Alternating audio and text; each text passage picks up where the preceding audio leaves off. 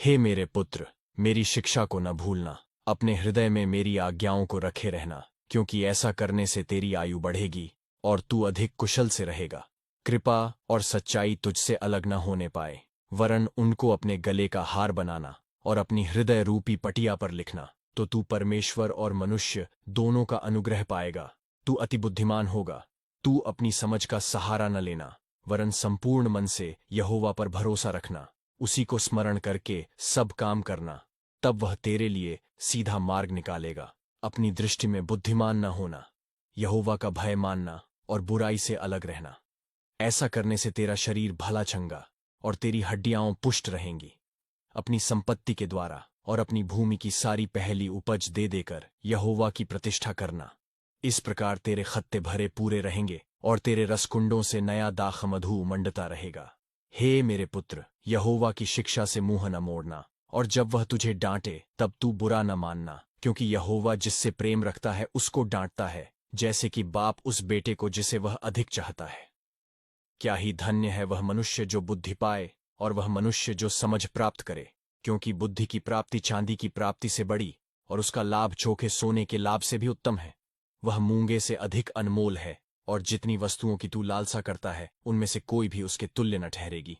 उसके दाहिने हाथ में दीर्घायु और उसके बाएं हाथ में धन और महिमा है। उसके मार्ग आनंददायक हैं और उसके सब मार्ग कुशल के हैं। जो बुद्धि को ग्रहण कर लेते हैं उनके लिए वह जीवन का वृक्ष बनती है, और जो उसको पकड़े रहते हैं वह धन्य है। यहोवा ने पृथ्वी की नींव बुद्धि ही से डाली और स्वर्ग को समझ ही के द्वारा स्थिर किया। उसी के ज्ञान के द्वारा गहरे सागर फूट निकले और आकाशमंडल से ओस टपकती है।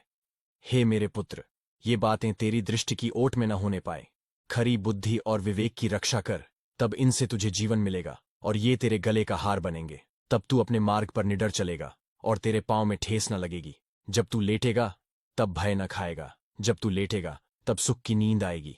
अचानक आने वाले भय से न डरना, और जब दुष्टों पर विपत्ति आ पड़े तब न घबराना, क्योंकि यहोवा तुझे सहारा दिया करेगा और तेरे पांव को फंदे में फंसने न देगा। जिनका भला करना चाहिए, यदि तुझ में शक्ति रहे तो उनका भला करने से न रुकना। यदि तेरे पास देने को कुछ हो तो अपने पड़ोसी से न कहना कि जा कल फिर आना, कल मैं तुझे दूंगा। जब तेरा पड़ोसी तेरे पास बेखटके रहता है तब उसके विरुद्ध बुरी युक्ति न बांधना। जिस मनुष्य ने तुझसे बुरा व्यवहार न किया हो उससे अकारण मुकद्दमा खड़ा न करना।